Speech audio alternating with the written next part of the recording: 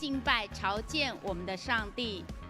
后面的交谊厅的弟兄姐妹，请尽量往前坐。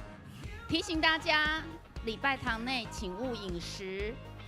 拿起你的手机来，查看一下是否改成震动，或是静音模式，或改成飞行模式。谢谢大家的配合。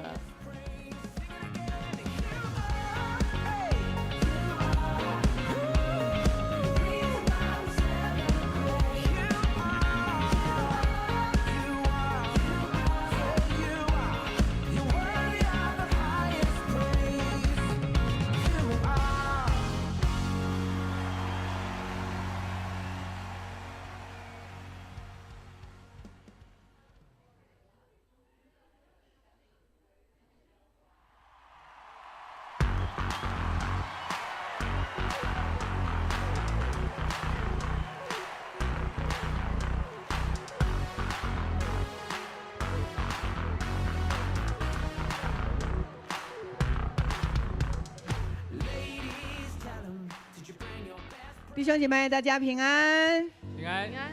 在这个时间，我们回到神的圣殿。我们回到神的圣殿，目的就是要来敬拜他。你预备好了吗？你预备好了吗？呀，我们是属神的人，是我们从受洗之后呢，我们不再是从血气而生的，我们乃是从圣灵而生的。阿们。当我们从圣灵而生，我们就知道我们要回到神的面前来敬拜他，因为神的名是可敬可畏的，并且呢，在神的里面，他总是用他百般的怜悯恩慈来对待我们。这个时刻，牧师邀请我们一同起立，我们要来敬拜他。哈利路亚，哈利路亚，哈利路亚。我们可以让我们的心能够安息下来，让圣灵他很快的能够进到你的里面来对你说话。牧师邀请我们把我们的双手来举起，我们要来邀请圣灵。哈利路亚，哈利路亚。我们一起说：圣灵，我欢迎你。圣灵，我欢迎你。圣灵，我邀请你。圣灵，我邀请你。圣灵，我渴慕你。圣灵，我渴慕你。哈利路亚，哈利路亚，哈利路亚。感谢主，主是的，因着你为我们钉在十字架上，叫我们的罪得赦免。因为我们被救赎了，所以我们在主的里面，我们有另外一个新的身份，就是神的儿女。过去我们是仆人，是奴仆，如今成为神的儿女。谢谢主，因为你恩宠我们。圣灵，你在我们当中对我们每一个人说话，也启示我们每一个人。因为主，你要叫我们明白，神你本是丰盛，你本是恩典，你本是富足，你本是公义。谢谢主，哈利路亚，哈利路亚。我们这个时候，我们要用主祷文，我们要一起来祷告。来，请。我们在天上的父，愿人都尊你的名为圣。愿你的国降临。愿你的旨意行在地上，如同行在天上。我们日用的饮食，今日赐给我们，免我们的债，如同我们免了人的债，不叫我们遇见试探，救我们脱离凶恶。因为国度、权柄、荣耀，全是你的，直到永远。阿们，阿们。哈利路亚！今天早晨，我们将我们所有的烦恼，将我们所有的软弱都交托给我们的神，因为在神没有难成的事。阿们。阿们。让我们一起用我们欢喜快乐的心，来献上我们的赞美给我们的上帝。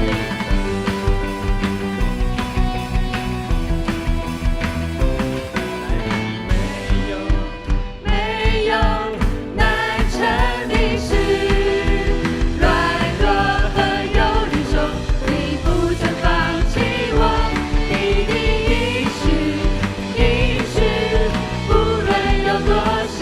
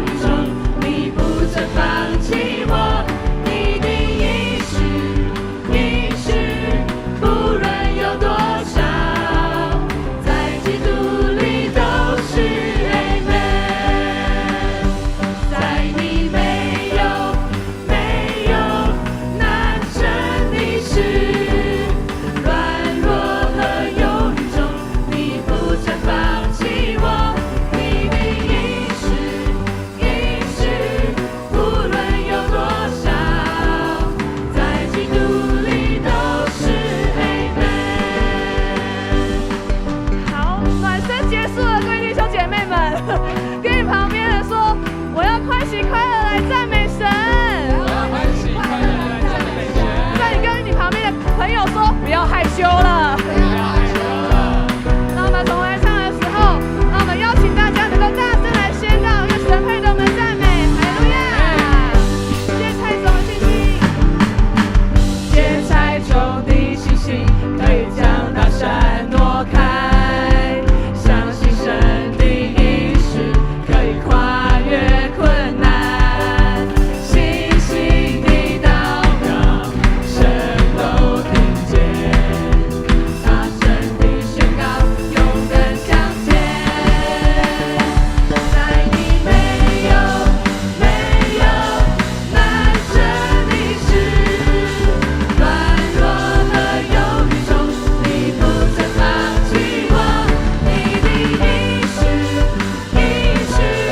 无论有多少，在基督里都是 Amen。在你没有难成的事，软弱和忧郁中，你不曾放弃我，你的应许，无论有多少，在基督里都是 Amen。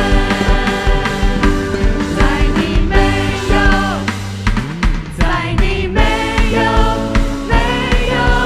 难成的事，软弱和忧郁中，你不曾放弃我，你的应许，无论有多少，在基督里都是 Amen。你的应许，无论有多少，在基督里都是 Amen， 都是 Amen， 都是 Amen， 都是 Amen， 都是 Amen， 都是 Amen， 都是 Amen， 都是 Amen， 都是 Amen， 都是 Amen， 都是 Amen， 都是 Amen， 都是 Amen， 哈利路亚！让我们最大的掌声鼓掌给我们的神！哈利路亚！我们一起来宣告，神的恩膏今天就要降临在我们每一个人当中。这里有自由，这里有医治的大能，这里有平安跟喜乐。哈利路亚！我们一起来拍手，将我们最大的赞美的声音献给我们的神。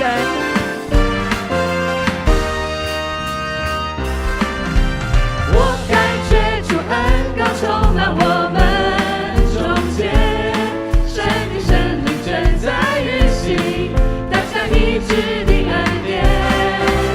我看见主神灵正掌管中教会，信息他所拣选，荣耀子民。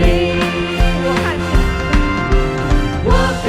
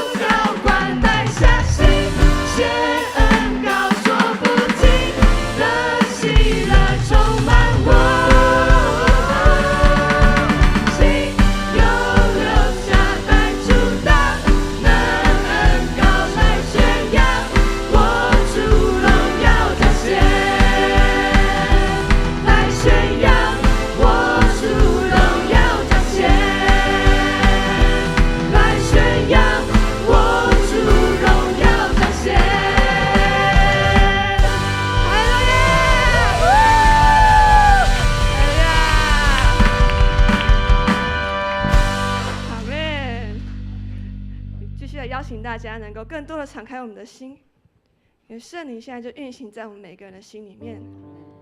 神要为我们来做新事，他是做新事的神。那么不要小看我们自己年轻，我们将我们所有的一切都交在耶稣的手中。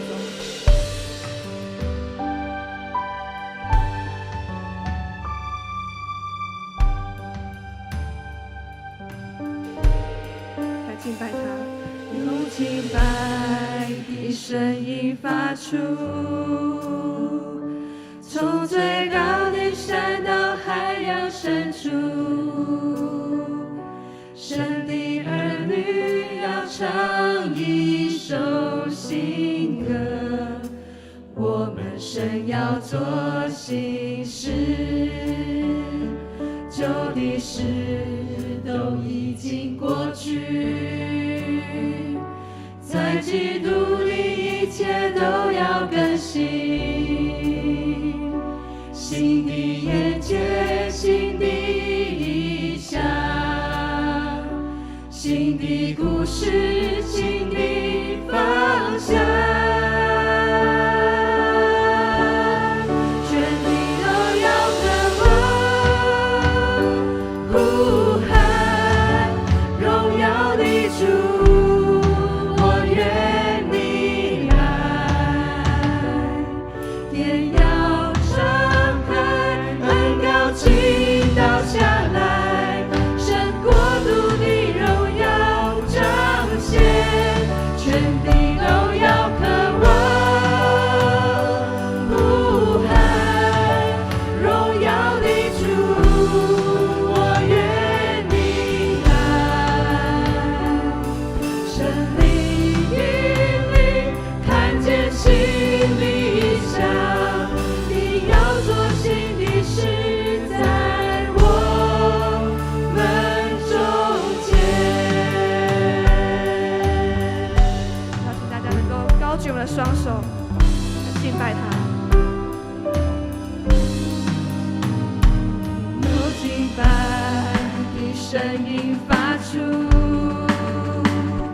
从最高的山到海洋深处，神的儿女要唱一首新歌，我们神要做新事，旧的事都已经过去，在基督里一切都要更新，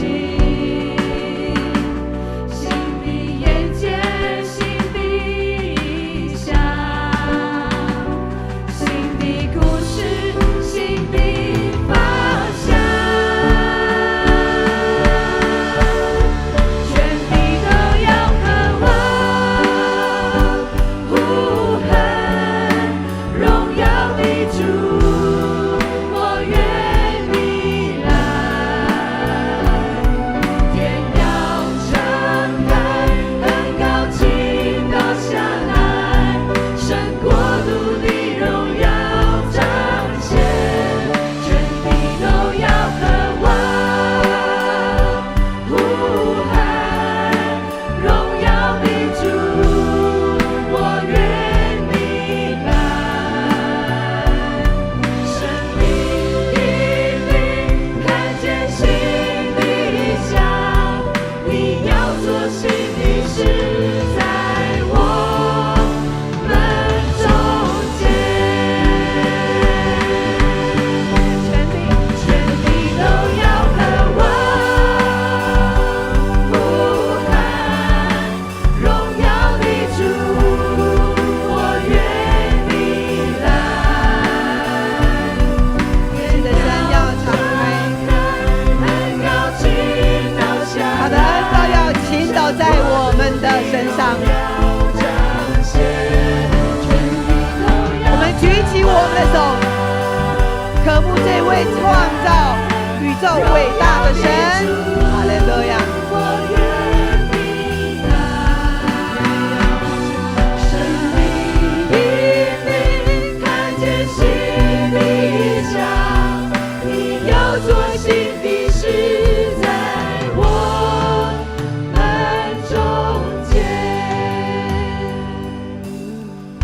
神每天都做新事，在这个时候他也要做新事。阿们。你渴慕神在你的身上时刻要做什么样的新事？神对你说话，阿们吗？神知道你的心思意念，神他要保守你的心胜过保守一切。哈利路亚！当我们这么美的一个敬拜的歌声散发出来的时候，真是满足了神的心意。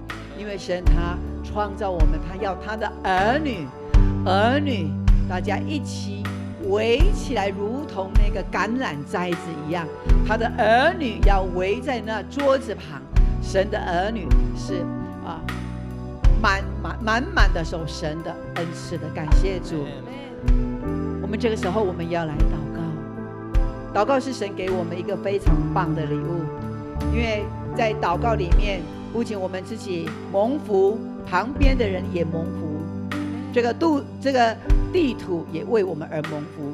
这个时候我们要来特别为我们的儿童牧区，在下个礼拜接下来的这个礼拜，我们的儿童牧区有暑期的营会，我们求神的灵，让这营会所有的每一个孩子都被神得着他们的灵魂。阿们吗？也就是让这一群的孩子他们能够来认识耶稣，并且能够受洗成为耶稣的儿女。阿们。我们的父母亲，我们也要在神的里面，因为圣经说，当我们让我们的小孩从耶和华领受教训的时候，这孩子他必大享平安。阿们吗？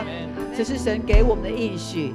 因此呢，我们为营会，也为所有的老师，他们请假摆上时间，神都必要纪念他们，好吗？那我们这个时候我们要来 RPG， 我们一个来找一个，我们两个人 RPG。我们的小组长同工也来看一下，有些是新来的，那我们来协助他们，会的带不会的，好，我们来协助他们。哈利路亚，哈利路亚，哈利路亚，哈利路亚。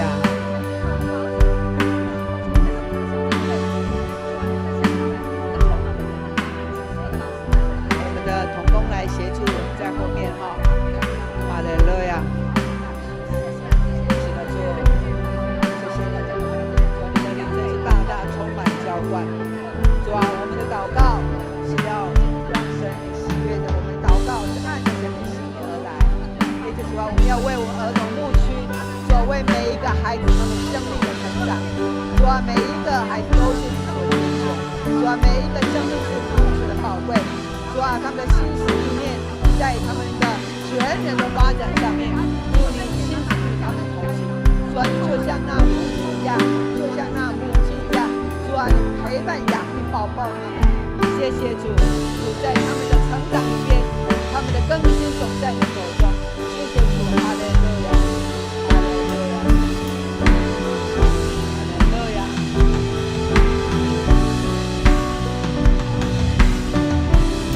谢谢你，哈利路亚，感谢主，把我们所有的老师都仰望在你的手中，也赐给他们足够的智慧。哈利路亚。全地都要渴望。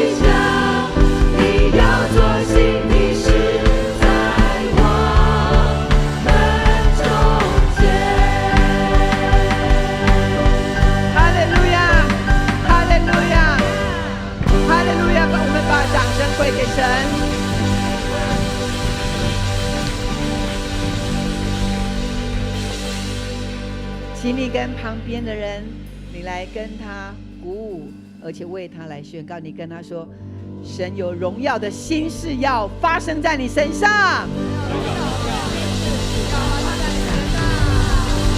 利路亚！把这个宣告放在心里面，在这个礼拜，你看神在你的生命里面有什么样荣耀的新事要发生。当我们宣告的时候，就必要成就，因为神他要满满的将他的福分加在我们的身上。神对我们会不会吝啬？不会，神是超级慷慨的。因此我们要常常跟神求荣耀的心事要发生在我们身上。阿们。再一次热烈的掌声归给我们的耶和华，跟我们主耶稣。哈利路亚，哈利路亚。我们是尊荣的永光教会，所以你来跟旁边的弟兄姐妹，你跟他说，请坐，请坐。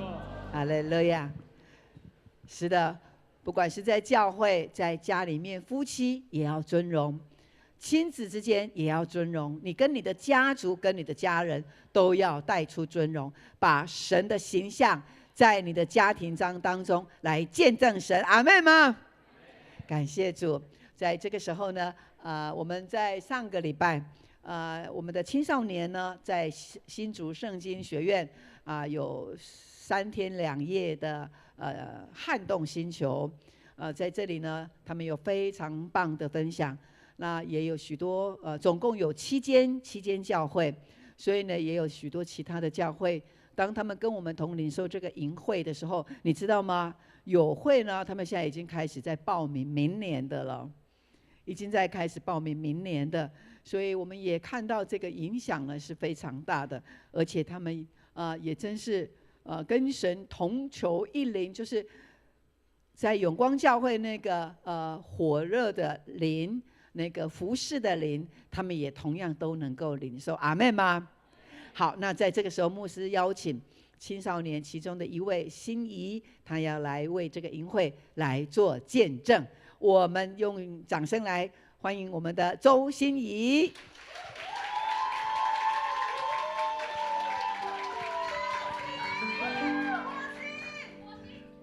各位弟兄姐妹们，大家平安。上个礼拜青少年我们在新竹圣经学院举办营会，撼动星球的营会中，我有太多的感动。参加的学员们都要学习像太空人的精神和态度，所以我们营会的宣言叫做“我们的一小步是人类的一大步”。大家是不是对这句话很熟悉呢？嘿嘿嘿。在营会中，我们也透过不同的事情为主火热。昨天晚上，青少年有许多的分享，他们也愿意在这个世代为主而癫狂。Amen。我担任其中一组的组长，要想出对呼，于是我就寻求神的旨意。所以在一次想对呼的时候，我问神说：“神，你到底要给这群太空人什么突破，什么祝福？”这时候有一个感动，神告诉我要像火一样不断燃烧，燃烧不尽。我就一直想着这句话，不断燃烧，燃烧不尽。这时候我就想到，是的，他们要对神有火热的心，他们要对敬拜有热情，他们要对神有渴慕，要持续不断。然而，当我第一天看到这群学员们的时候，我瞬间傻眼了。我就问神说：“神，你是在跟我开玩笑吗？”可是我觉得一点都不好笑哎。但我并没有因此放弃或是埋怨，我仍然保持愉快开心的心情去带领这群学员们。一天过去，他们在敬拜中仍然还是站着不动。可是到了第2天晨更的时候，我却看见许多学员超级无敌踊跃的发言，他们讲的很多很棒。第2天，我也看见其他的学员们在敬拜当中跳起来、疯起来。这个成长是我前所未见的。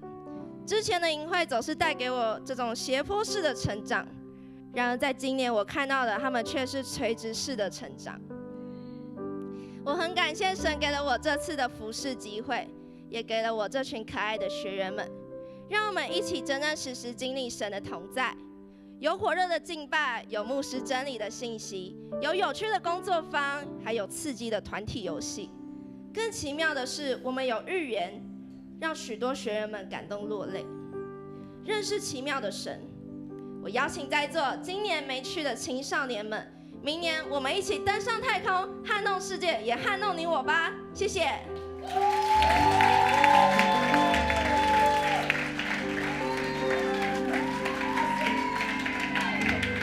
哇，感谢主啊，把一切荣耀颂赞归给我们的主，真的太棒了啊！这时候我们直接来看影片哦，看他们怎么样去经历这样一个极大的转变哦，好不好？我们把影片秀出来，我们一起来看撼动星球，怎么样撼动我们的青少年，撼动这个世界？灯光把它关掉一下。灯光收。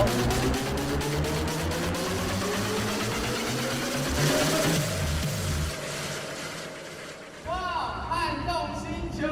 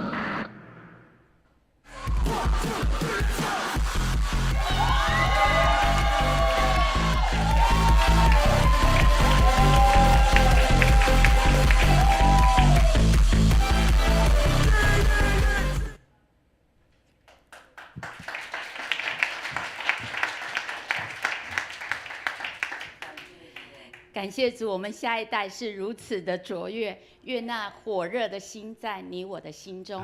此时我们要一起来攻读圣经，圣经记载在旧约哈巴谷书第3章2到4节，16到19节，我们齐声来攻读，请。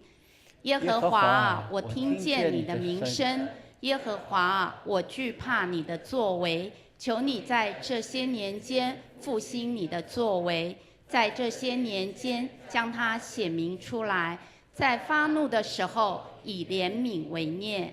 上帝从提曼而来，圣者从巴兰山临到，他的荣光遮蔽诸天，颂赞遍满全地。他的辉煌如同日光，从他手里发出光芒，那里隐藏他的能力。我听见这声音，身体战惊，嘴唇发战，骨中朽烂，在所立之处战惊。但我安静等候灾难之日临到，上来侵犯我们的民。虽然无花果树不发旺，葡萄树不结果，橄榄树也不收成，田地不出粮食，圈中绝了羊，棚内也没有牛。然而我要因耶和华欢心，因救我的上帝喜乐。主耶和华是我的力量，他使我的脚快如母鹿，又使我稳行在高处。这歌交给圣咏团长，用丝弦的乐器。圣经读到这里，愿神的话成为我们脚前的灯，路上的光。此时请我们周牧师来证道，他要分享的题目是信靠信实不变的神。信靠信实不变的神，请。亲爱的弟兄姐妹，大家平安。感谢主，让我们在这里一起敬拜。我们看见我们年轻的这一代，他们在信仰上的渴慕，用他们的行动来表达出来。而我们教会也按着神给我们的命定，让我们很注重我们代代相传的这样一个基础。我相信这是神所喜悦的，并且我们也看见他们似乎快要来承接我们信仰的棒子，因为在这时代，我们相信神用不同的每一个时代的需要，用不同的方式来呈现他的大能大力，总叫每一代的人都能够惊奇的经验神的作为，都在我们当中彰显。阿们。所以我们做的每一件事情，都是在见证神跟我们同在的美妙。阿们。所以感谢主，让我们今天可以一起来在这里经历神的同在。OK， 好，那我们一起举起我们右手来，我们一起来宣告：来，永光教会是全属上帝，活出基督，披戴圣灵，充满荣耀与大能的教会。我们定义成全圣徒，活出命定，例行普世宣教的意向，使神的荣耀充满全地。阿们。好，今天早上我们一起透过先知哈巴谷他的经历，我们一起来看我们基督徒在生活上怎么样跟我们的信仰有更美好的连结没有？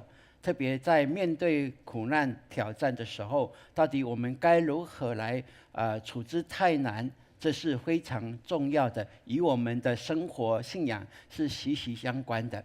愿神给我们这一段经文里面所提醒我们的，成为我们信仰的补品，并且激发我们更能够信靠他。所以牧师透过这段经文，用这个题目叫“信靠信使不变的神”。我们信靠，我们不只是相信，我们还要依靠。而信实告诉我们，他是一位永不改变的上帝，这非常的重要。在我们多变的世代当中，这样的一个是非不明的世代里面，我们更需要真理。这位真理的神，永不改变信实的上帝，成为我们全然的依靠。谈到本能，我相信大家能够知道，本能的意思是包括那些先天就赋予我们的一个行为或者思想或者一个感情。在本能中，你有什么样的本能没有？这是非常重要，因为在神创造的，不管是动物、植物界，都有它的本能。所以我们不管去到哪里，我们生活在台湾四季分明的地方，神就赐给我们一个最丰富的，就是什么？让我们的物产很丰富以外，我们的水果是世界一流的，对不对？你去到世界任何的国家，你要吃到这么好的四季这么好的水果，很难很难，只有台湾，真的是有台湾。而这些都是神特别给我们的。从动物而来看呢，本能是什么？本能不是学习而来的，本能也不是继承什么而来的，本能是所谓上天创造的时候就赋予的，那才叫本能。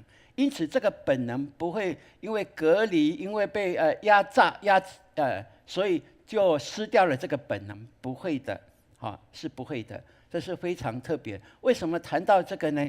牧师就比喻一下，你觉得一个小孩他出生以后，他走路他是本能还是学习？从父母学习而来的？你觉得呢？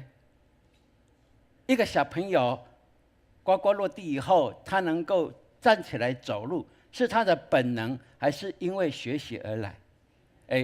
很特别哈。有没有想过？好像没有哈。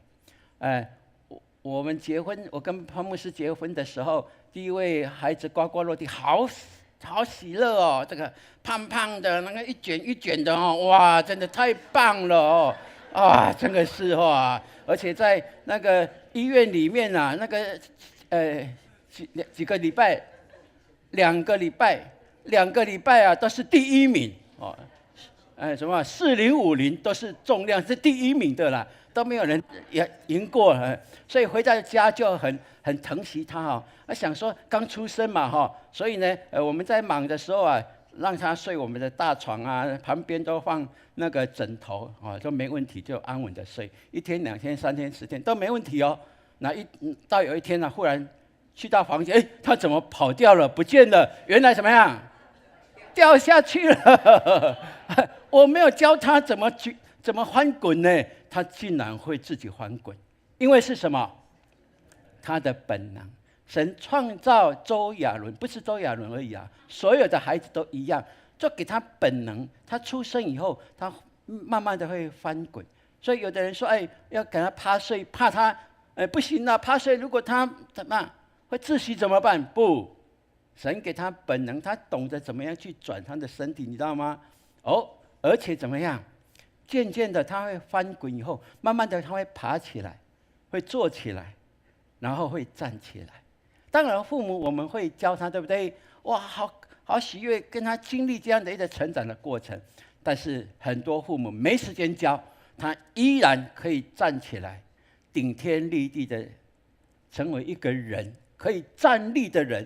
这就是神创造人的时候给我们人的本能呢。阿们。所以你看，所有的动物，只有人可以顶天立地站的，高起手来敬拜我们的神，这唯有我们，因为我们是独特的，是神创造极品，神预备了一切，最后创造了人类，就是能够透过给我们的灵，能够跟他交通，这是神给我们的人的本能，我们应该都享受在这其中。你相信吗？信心，人都有信心，对不对？因着有信心，我们可以做这件事情，做那件事情。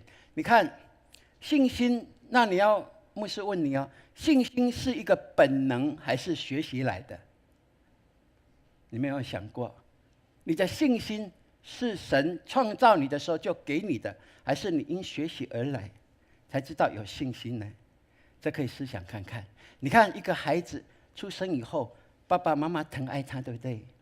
好，爸爸妈妈哇跟他玩，把他甩上面丢下来，他哈哈哈，虽然很害怕，但是还是很大声的笑，对不对？还笑中还掉着眼泪，但是他怎么样？还是很相信爸爸妈妈会抱住他，对不对？好，这个时候我就把这个孩子交给别人呢，他敢吗？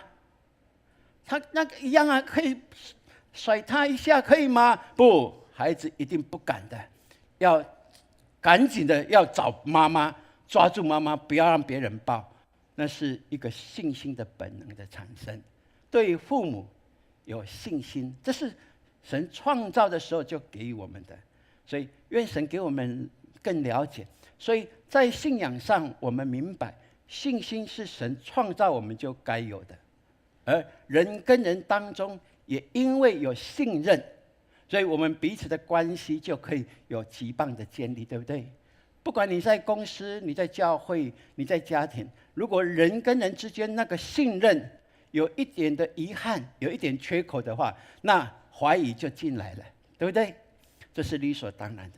所以愿神让我们能够来了解，神不只创造人这样神创造动物都一样。你看，蝴蝶它在采蜜或者在求偶的时候，它会开始跳舞呢。你们注意到吗？采蜜的时候它会跳舞，为什么？这是神给它的本能，好让它能够这样子，透过这样子能够展现它的美。所以求神帮助我们，信任决定我们的关系，对不对？对不对？信任决定我们关系。我们一起来说，来，信任决定我们的关系。不管你跟谁，彼此有信任，这是一个基础，因为这是神给我们的一个正常的社会的形态，这都是应该有的。如果你搭计程车，要搭上去之前就开始怀疑，这个人在攀狼吧？哇，看健身这样子感觉，他不晓得要把他载去哪里，有没有？他对我有居心，有没有？那你还敢上去做吗？你不敢啊。所以在正常的环境、健康的社会环境里面，信任是神创造人类赋予给我们一个本能，这是理所当然。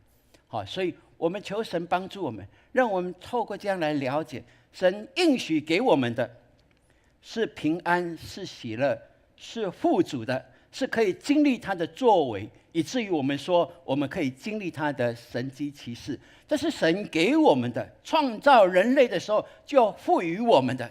所以在此我们看，在神创造的伊甸园里面，因为一个相信是神创造亚当夏娃，就给予他的本能，让他有信心明白他是神所创造的美好，神所有的一切都是为他们所预备，所以他们很享受在其中啊。然而什么时候变了解，就在撒旦用怀疑注入他们的思想里面，让他们说：哎，神啊，阻挡你们，怕你们像他一样啊。让你们其实你们是可以得智慧的，跟神一样。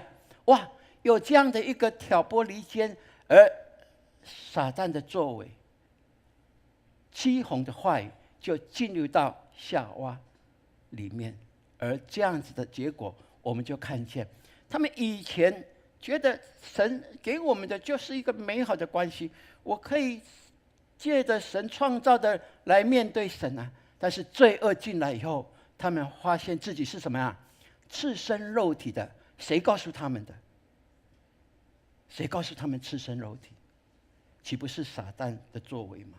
而这样我们就看见撒旦的欺哄欺骗，让人因着怀疑就失去了信心的本能。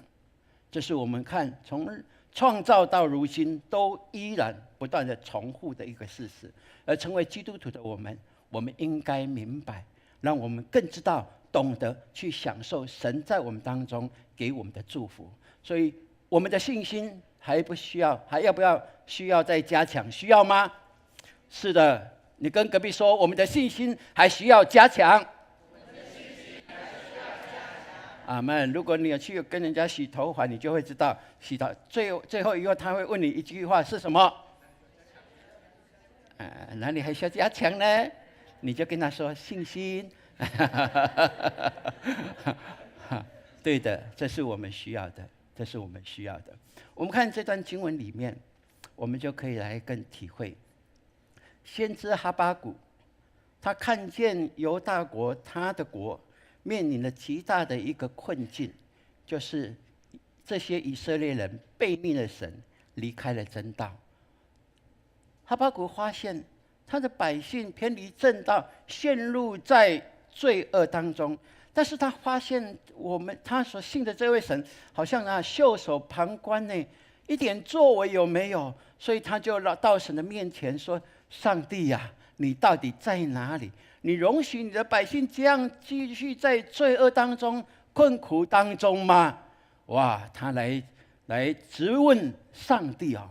那上帝就这样告诉他说：是的，我会刑罚他们，让他们懂得回头。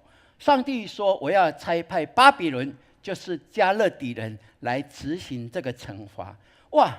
先知哈巴谷他听到上帝给他的答案哇，他心里更不平哦。上帝啊，怎么可以呢？怎么可以这样子？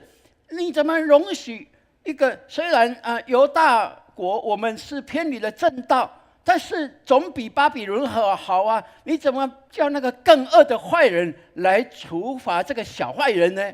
上帝啊，你的公平公义到底在哪里？奇怪呢，上帝你怎么会这样子？哇，你看，当我们有任何对信仰、对教会有怀疑的时候，愿神也给我们非常坦然的可以来到神的面前，甚至可以来到牧师的面前，跟牧师来对话。我相信神开启一个沟通的管道，让我们对这份信仰可以更多的去经历他的同在。你相信吗？哈巴谷他就是这样子，他非常坦荡荡的在神面前跟神辩论。在旧约里面不只是先知哈巴谷而已哦，很多很多的先知都有这样的经历哦。他们都勇敢的到神的面前来，跟神说，为了他的国、他的百姓，他们愿意在神的面前说：主啊，求你怜悯我们，主啊，求你刑罚我们，主啊，求你挽回我们。这都是先知的角色应该做的。好，所以公义的上帝，我们的上帝再一次的回答先知哈巴谷说：对的，巴比伦人真的是趾高气昂哦，他们泯灭良心哦，最后我也必要刑罚他们。有没有？在历史上我们却看见，最后巴比伦国灭了，确实是这样。而在这个过程里面，我们就求神帮助我们。特别在这段经文之后，上帝应许，即便他的百姓信奉他的人，在大患难当中，他说：唯一人因信得生。而这个唯一人因信得生，就成为历代信徒基督徒我们所确信的。我们因信称义。我们虽然不是流着犹太人的血、以色列的血脉，不是，但是我们因信就被神算为义，让我们能够经历他的救恩，让我们能够明白他一切的好处都为我们所预备而存留。这是成为基督徒你我们要明白的。所以今天我们可以坐在这里，高举双手来敬拜他，喜乐的跳敬拜他，乃是因为什么样？只因为你信，上帝就算我们为义。若不然的话，谁可以站立在神的面前？那圣洁的神，岂可容忍一点点的污秽呢？没有。但是因着基督的宝血遮盖我们，让我们可以坦然无惧来到他的施恩宝座前。这就是你我信仰所确定的一件事情。所以愿神给我们明白，当先知哈巴谷他领受神这样的给他的一个教导跟信仰的真理以后，他非常的喜乐。虽然他的处境还是在一些非常的艰难当中，他就作歌来赞美神。所以我们看这段我们所读的这段经文是诗篇呢，是一首诗歌哦。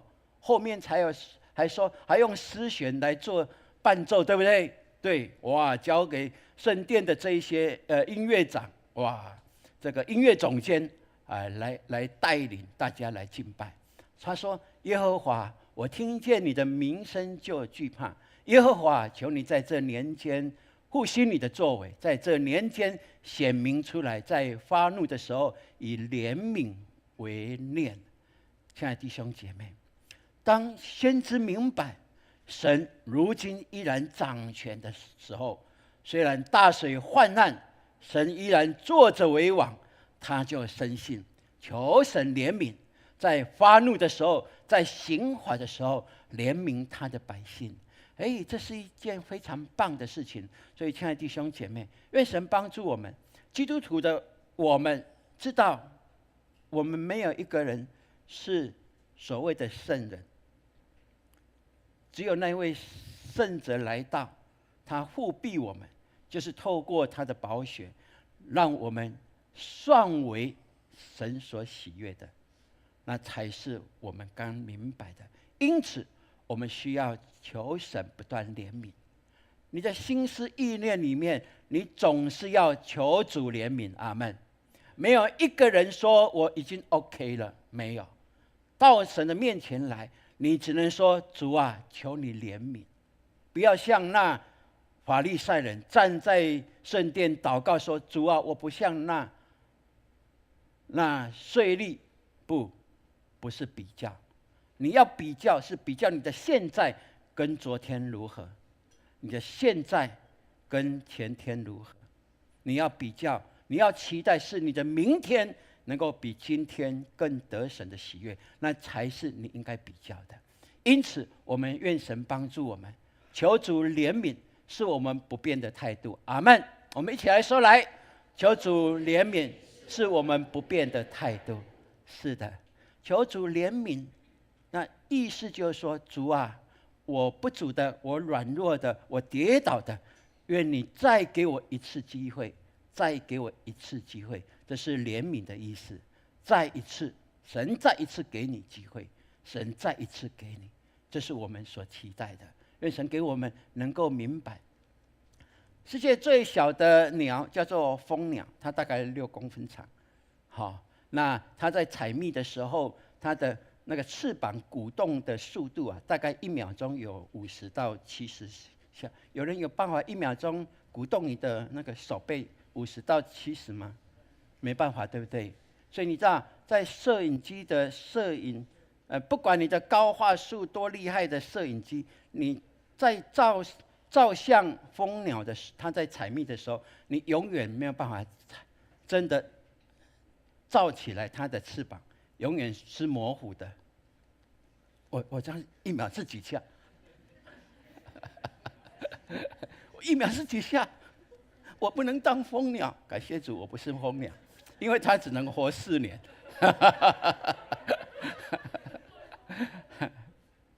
但是有一种世界最大的鸟叫做信天翁，它身长大概90公分，翅膀展开的时候，甚至可以到3.5公尺，哇，好大，对不对？它最厉害的是它的平均寿数是50，至少50，如果可以强壮到80，哇，超厉害，对不对？好，超厉害。它有一个非常特别的，为什么可以让它能够活这么久呢？因为它运用了一个叫做被动式的滑翔跟滑降的飞行的原理啊。意思是什么？就是它即便遇到了像下个礼拜有台风来，对不对？那信天翁就会依着这个台风来的风势，它会先逆行而飞，逆风而飞哦。那飞到最高的地方，在台风的上面以后，它会顺着那个气流，而只要把它展示起来就好，它可以根据那个气流就一直飞，回到很远很远的地方。这是它厉害的地方，所以它运用它自己的力量飞行呢，只有2%，所有的剩下的98%，它都是靠着气风而行，很特别哈。牧师在我们培育学校有雁行理论，有没有？这也在告诉我们，但是信天翁更厉害，因为雁行理论里面他说，大概靠风而行，大概75%的力量，它是靠风而行。但是信天翁更厉害，是98%，很特别哈，很特别。那我们就求神帮助我们成为基督徒，我们是靠自己多少，靠风多少。在新约里面，风是预表什么？就是圣灵哈。对，成为基督徒，我们在生活、在服事、在工作上、在家庭，在你所有的这一些的关系，你靠圣灵是多少？是98%吗？还是98%是靠自己？这倒是可以成为我们一个提醒。所以愿神帮助我们。信天翁的意思就是相信上天的老人。为什么称他为老人？因为已经就70、80、90岁了，不是吗？但是他却是可以让我们明白，成为基督徒，你我，愿神给我们有这样的一个信心，我们可以飞得更高，活得更久。阿们。你愿意这样领受吗？而且是满满的祝福的。阿们。是配得成为榜样的，这是很棒的一件事情。我们一起来说，来，我是飞得高、活得久的信天翁。阿们。要当蜂鸟的有没有举手一下？你也没有那个本能啊，1秒钟50下，对。但是神就给我们有这样的一个信心。潘牧师最近有读一本书，在谈到宣告这件事情，我觉得非常棒哈。因为那本书是，我的就他送给别人啊，所以我还没买到哈，但是他读得好，就会跟我分享。里面有谈到一个非常重要的观念，就是宣告。好，那我们就非常的感动，因为书本所写的刚好印证我们教会这2年来，牧者不断的提醒我们要宣告，要宣告，有没有？用神的话语来宣告。牧师讲到的时候，要我们有一些重要的、比较大字的，有没有？黄色的字的，就是要宣告，有没有？我是飞得高、活得久的信天翁。对，这个宣告，他所提醒我们是什么？很特别哦，是有科学理论的。他说，这是逾越物质的世界，去支取从天而来的一个能力，而借着这个能力，可以调整、改变我们的灵魂体内。哇，很特别哦，这是非常特别的一件事情。透过科学来印证我们所信的，那好不好？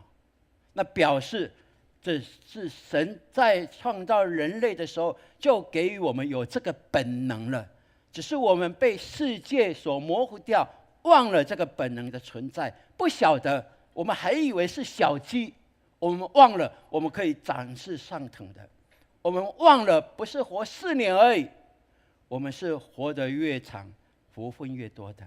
这是你我要确信的一件事情，所以愿神让我们能够明白。然后接下来我们看，诗人就说，哈巴谷说：“虽然无花果树不发旺，葡萄树不结果，橄榄树也不效力，田地不出粮食，圈中绝了羊，棚内也没有牛。”哇，谈到虽然是这样，而这个虽然告诉我们是什么？是一种形容，对不对？告诉我们这好像是一种形容，但是我看了原来的字，这个不应该翻译成虽然，因为在希伯来文里面，这个字应是 key 就是因为，告诉你那不是想象的哦，那不是想象的，是因为，不是虽然。因为怎么样？因为表示这一些的灾难是都完全实际的发生的。所以先知处在这样一个绝境当中，他说虽然这样，因为有这一些，但是他说怎么样？这一些都是恶者巴比伦帝国强压之下的一个后果，让我们该生产的、该有的可以过活的这些食物都没了，并且我们所依靠的这些我们的财产，牛啊、羊啊，都被杀光了，被带走了。虽然处境是这样，但是他明白，这是一个本来是牛奶与蜜之地，为什么会落到这样的一个处境呢？他在思考，所以他来到神的面前问上帝：“上帝啊，怎么容许这样？”而上帝给他的答案让他明白了。他说：“然而，我要因耶和华欢心，因救我的神喜乐。主耶和华是我的力量，他使我的脚快如母鹿的蹄，又使我稳行在高处。”哈利路亚！所以这是我们可以确信，从一位先知从神领受了这意象，明白所以处境是这样。然而神依然坐着为王，神依然掌权在这里，他就不惧怕。亲爱的弟兄姐妹，这给我们极大的一个鼓励哦。所以就像保罗所说的，我们一起来读，来，我们晓得万事都互相效力，叫爱神的人得益处，就是按他旨意被召的人。罗马书8章28节。对，保罗也如此的宣告告诉我们，万事都互相效力。他在告诉我们什么？绝对不是说顺境祝福都是效力而已哦。他说万事是包括什么呢？困境、失败、软弱、病痛，这一切人所不喜悦的，都在神的手中，要成为为你我效力的。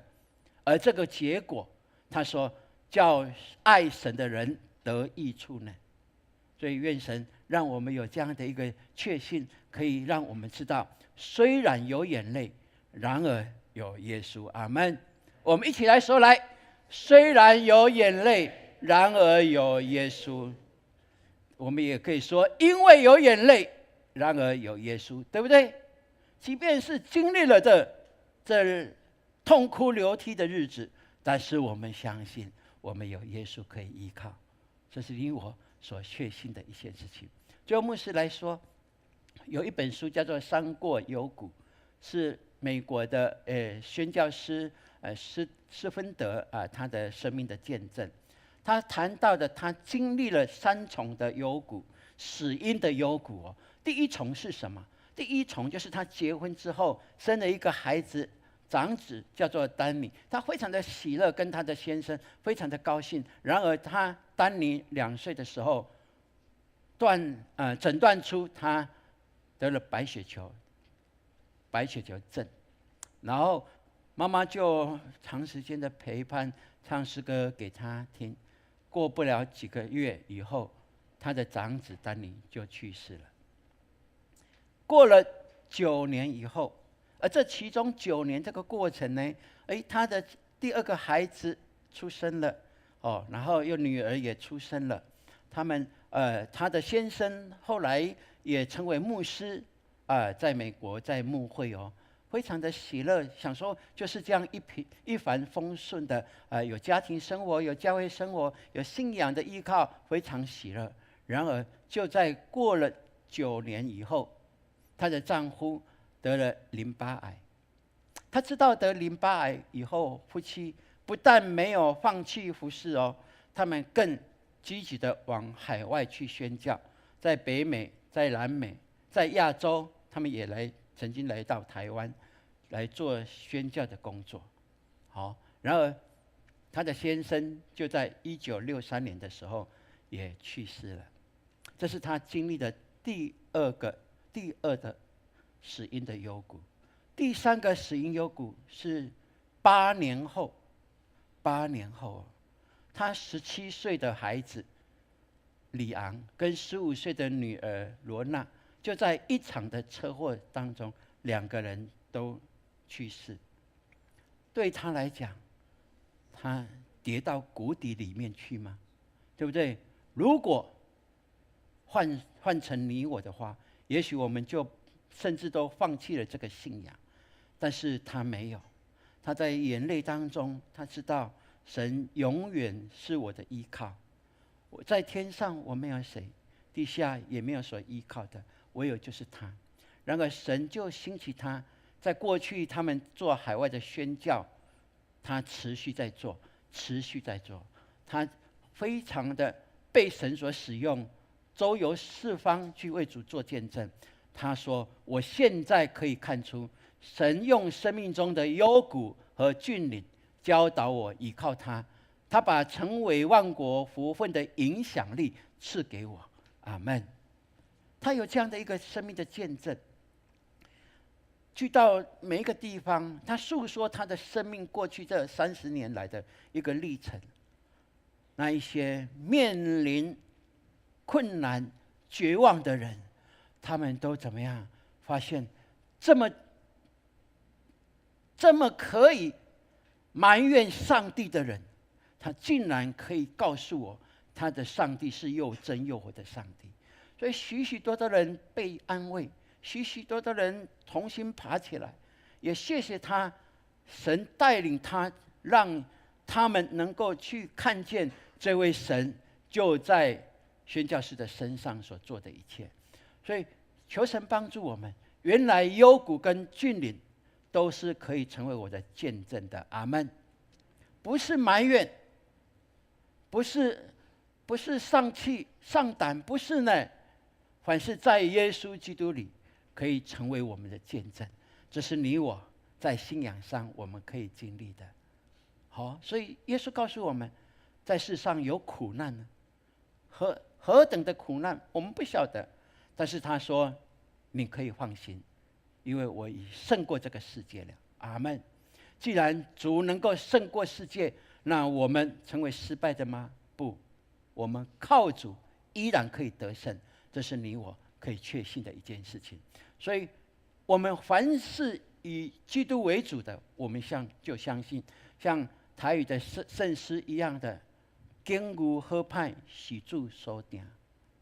你们会唱吗？我们来试看看好不好？经牛好歹是主所定，上帝在照顾你，伫自是的稳当免惊，上帝在照顾你。副歌最少也会唱吧？上帝在照顾你，大义在顾，大义带路。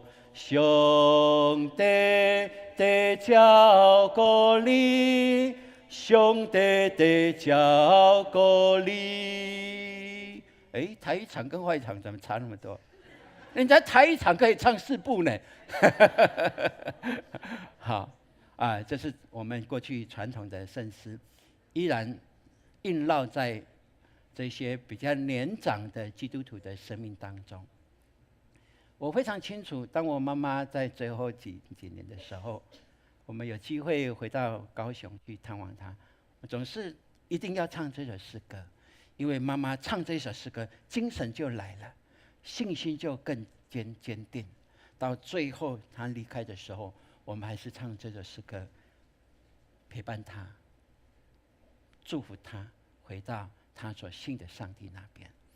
我真的非常的感谢，因为父母把最好的礼物给我们，在我们的生命当中，我们知道没有任何一件事情可以摇动我们对神的信心，因为我就是完全的依靠，因为我知道他是信实永不改变的上帝。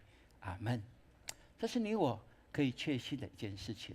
所以大卫也有这样的经历，不是吗？我们一起来读好不好？来，我虽然行过死荫的幽谷，也不怕遭害，因为你与我同在，你的杖、你的竿都安慰我。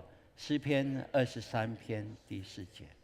不要忘了，任何的处境里面，我们都有这样信仰的先人走过了，并且他们用圣经、用诗歌都印证，对我们印证说，他虽走过死荫的幽谷，也不怕遭害，因为神他的杖、他的竿都安慰我。他的杖是要引导我，他的竿是要鞭策我，让我能够更明白我该往哪里去。好，他的杖是要鞭策我，他的竿是要引导我，这是我所信的。你相信吗？阿们。愿神帮助我们。我们一起来说，来，我相信神是信实的上帝。阿们。对，我们相信神是信实的上帝。你有领受吗？好不好？把这样的一个信心存留起来，好不好？封存起来。阿们。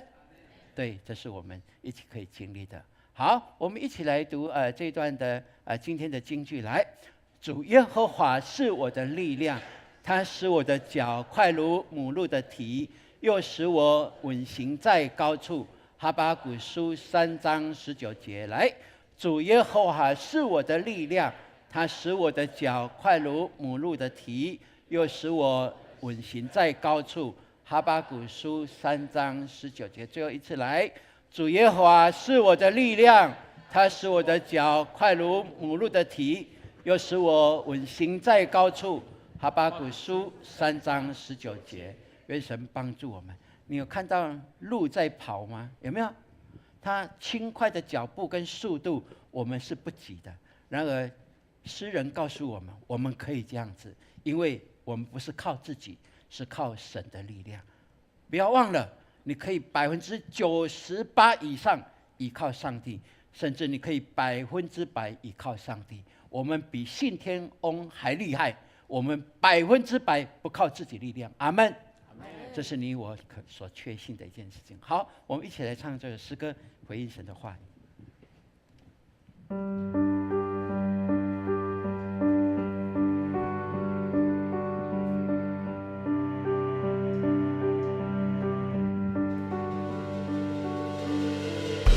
心事未曾看见，我们一起起立来唱来，依然仰望释迦，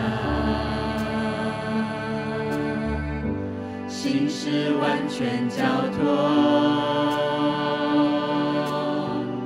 神之主已掌权，心事未曾看见，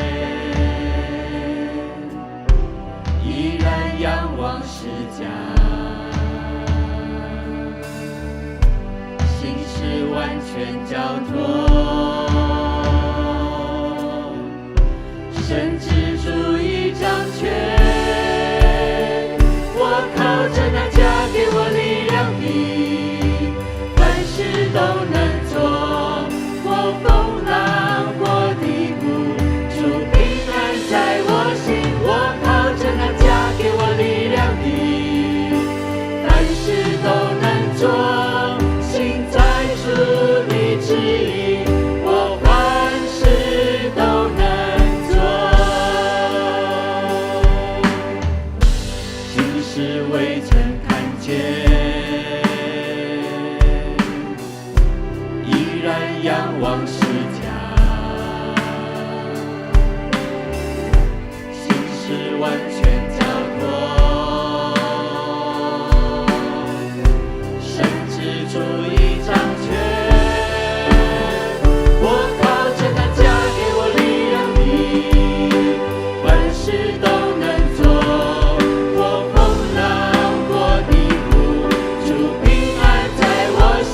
我靠着那加给我力量的，凡事都能做。心在主的指引，我凡事都能做。凭信心来唱哈利路亚。我靠着那加给我力量的，凡事都能做。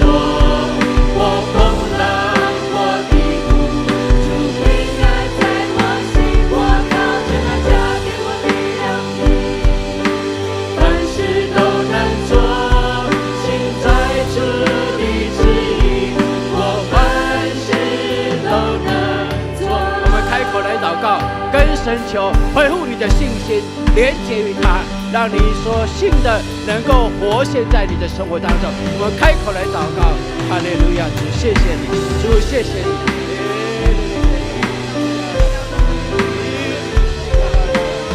主啊，谢谢你，谢谢你，主啊，开启我们的心，让我们明白神你的同在，不管处境如何，主知道你掌权，我们就稳妥；你掌权，我们就稳妥；你掌权，我们就稳妥。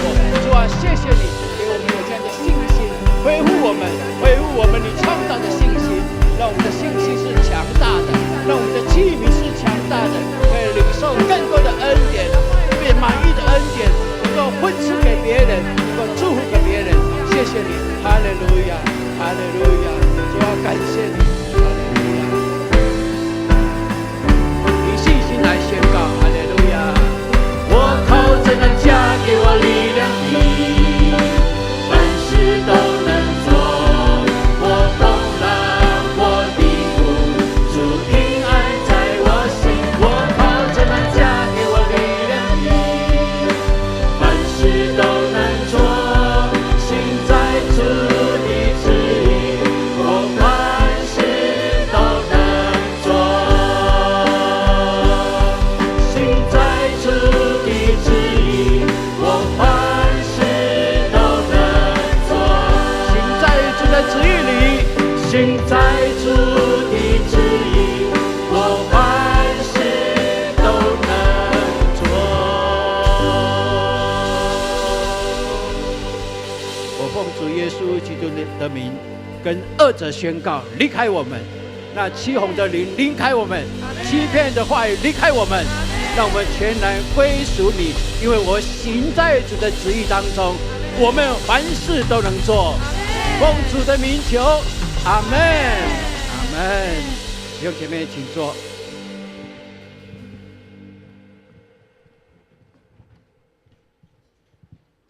奉献是回应上帝的爱，也是信心的行动。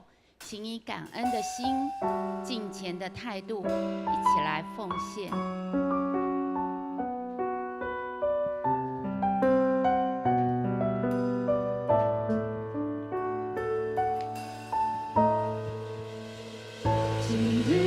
开始奉献。施恩作见，谦卑领受生命活泉，神灵触摸，重新的力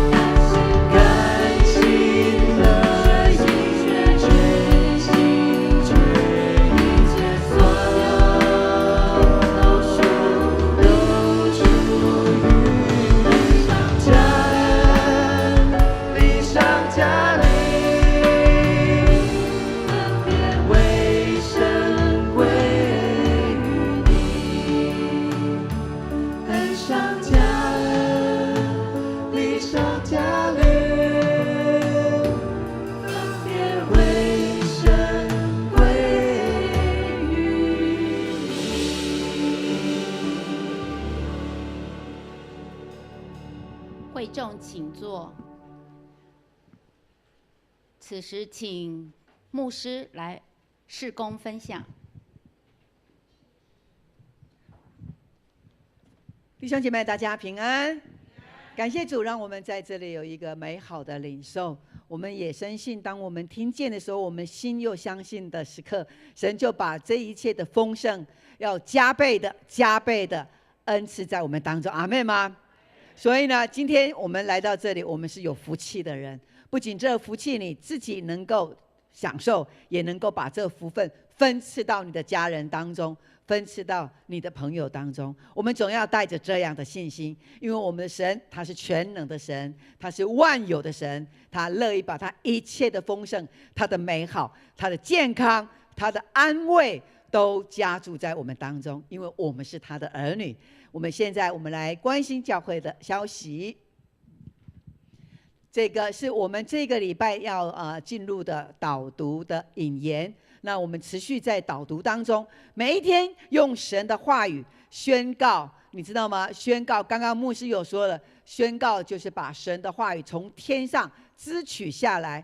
所以呢，有导读有宣告的，你就有支取；如果没有宣告的，这个福分就浪费掉了。所以呢，这些的福分都等着我们主动的来支取。我们来看一下感恩的引言来教导我们什么。我们一起来，请。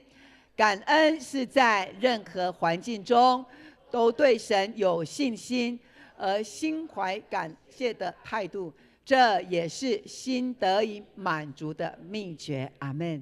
天天感恩就是天天感谢神。好，接下来我们的营会双语营会，儿童的双语营会呢，在礼拜4就要开始。那我们知道这几天有台风的一个预报，对不对？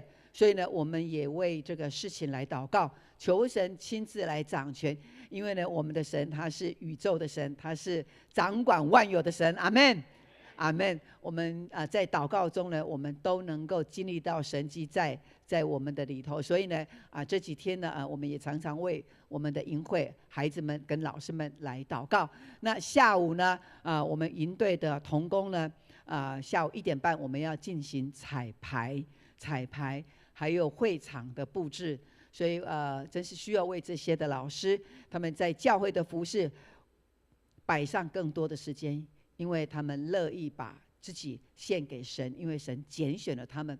那其他的弟兄姐妹呢，我们可以为他们祷告，也关心这一些，让我们的事工在每一个人的祷告当中不断的兴旺起来。好，接下来好我们来特别留意一下，我们8月4号就是8月的第一个主日呢，我们邀请大卫牧师在这边的见证分享会。那同时这一天呢也是父亲节，所以呢我们也会庆祝父亲节。那所以我们呢3堂，包括我们的儿童牧区我们的成人，然后呢我们会台语华语，我们会只有1场。那时间是在早上的9点，我们过去都10点。那8月4号我们特别要提早，是因为呢我们的见证分享会之后呢，我们马上就会有街头布道的训练，也是由大卫牧师他们来训练。那训练完，我们就要马上分队小组要分队，然后牧区分队，然后呢我们会有路线，所以呢我们要亲自的去做这样的传福音的一个训练。我想这是一个非常棒的，你所踏之地，你所经过之地，你知道那个地方那个土地因着你而蒙福。阿们。是，所以呢这是一个我们可以接触的，当你接触到他的时候，他就蒙福了，你知道吗？你的能力多大？当你心里面你遇到这个人，然后呢你接触到他的时候，神的恩典就要在他的身上来发生。我们常常忽略了神有这样一个极宽阔的恩典。所以呢8月4号早上9点早上9点的礼拜。好，那在下个礼拜天呢，是我们的长职还有铁三角呢，我们为了这个街头布道呢，我们有一个会前会，要说明那你们的小组呢路线要怎么样，来使用我们的这个布道的内容非常的简单。所以我们铁三角还有我们的长职大家一起做头，然后呢，来成为一个榜样。我们来带领我们的弟兄姐妹来做街头传福音的工作，非常的美。好，再来。那8月11号就是8月第2个礼拜，是我们的受洗日，是我们的圣礼典也同时要领受圣餐。所以如果我们有 best 在我们当中，你一定要鼓励他，让他能够快快的成为神儿女，来领受神的祝福。那还有就是可能你是在别的教会受洗的，那你现在来到永光教会，你认同永光教会整个的事工意向，那欢迎你转籍来成为永光家人，我们一起在神国的道路上面一起同心的来奔跑。所以呢我们报名的受洗转籍的报名日期截止在8月4号，大家请留意。好，那我们的儿童跟青少年呢我们有信仰的奖学金，信仰培育的奖励金所以呢如果你有资格来申请的，那你可以来申请。这是给我们的学童一个很大的一个鼓励不仅是读书，很重要的是一定要持守住这信仰，因为这信仰才能够带着我们走在神喜悦的道路上面，而这个世代是更需要有从神来的真理的信仰所以呢，我们的学童们能够来留意这个时间。好，另外呢我们叶龙宫弟兄我们弟兄姐妹可能比较不熟悉，不过如果比较老的永光人可能就比较清楚。叶龙宫弟兄在昨天蒙主恩召他长期都在安养中心。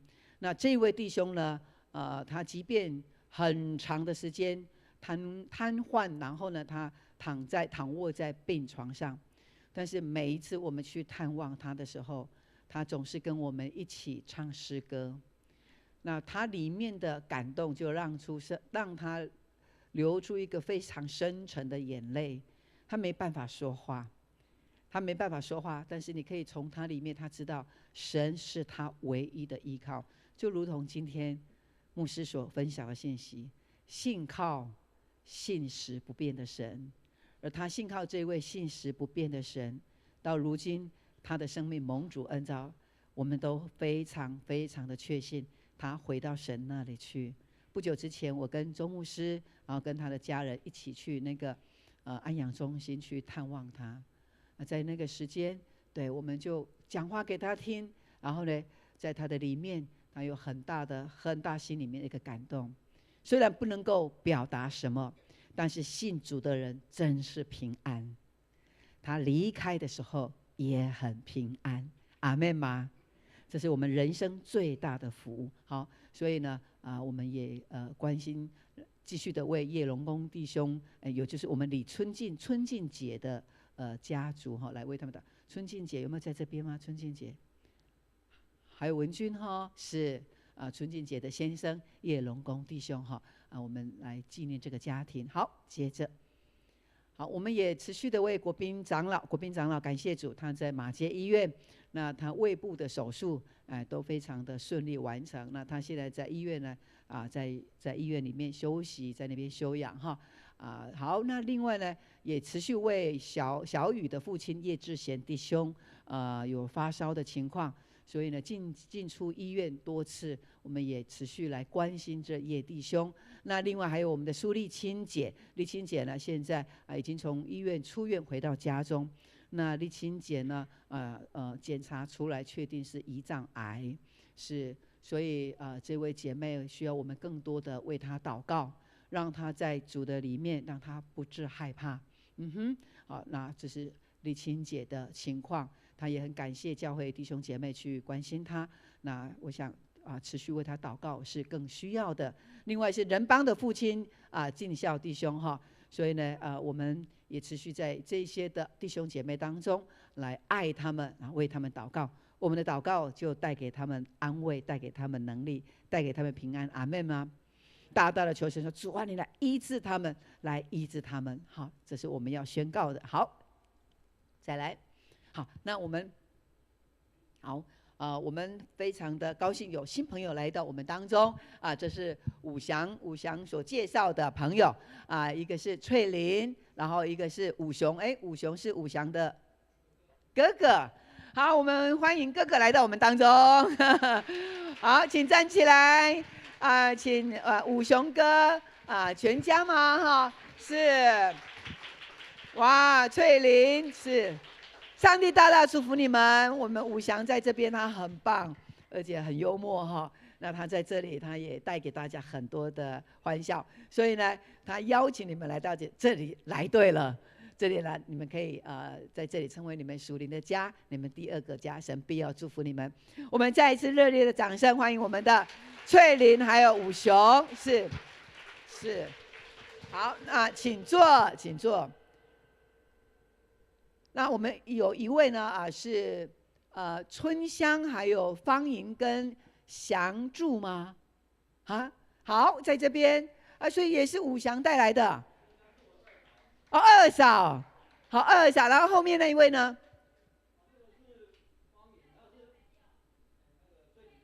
哦，好，不管是哥哥是嫂嫂是朋友是邻居，我们都非常的欢迎。哈利路亚。方莹还有春香，上帝也祝福你们，是让你们常常有喜乐的灵，是有喜乐的灵，还有健康的心思意念。健康的心思意念从神而来。当你们来到这里，更多认识神的时候，你们的心思意念会不断的调整改变，而这就是神创造原本你们最美好的你们。现在生命更要走向那更美好的道路。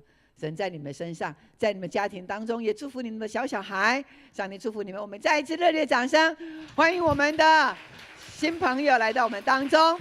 好，那我们呢，由我们的迎宾团队呢，要来接待我们的新朋友，有礼物要来送给我们，好吗？那我们跟着我们的迎宾的团队的同工。好，那我们其他的弟兄姐妹，我们一同起立，我们要彼此来祝福。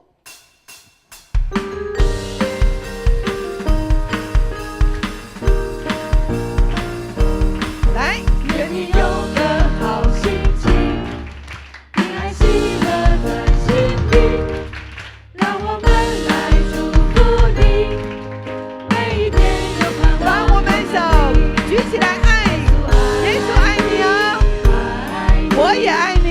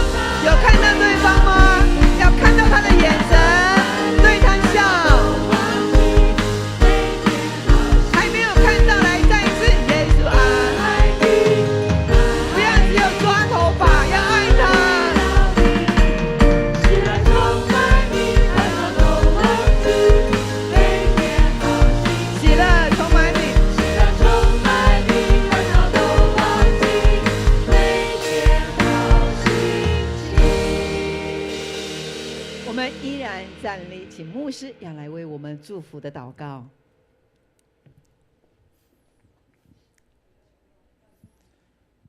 愿耶和华上帝运行他的全能，在你们的生活当中经历他的同在，也愿耶稣基督的救赎功劳在你的家，在你所到之处都不断彰显，更愿圣灵引导你们，让你们明白他是信实可靠的上帝，依靠他得着百般的能力跟福分，从今直到永永远远。阿们。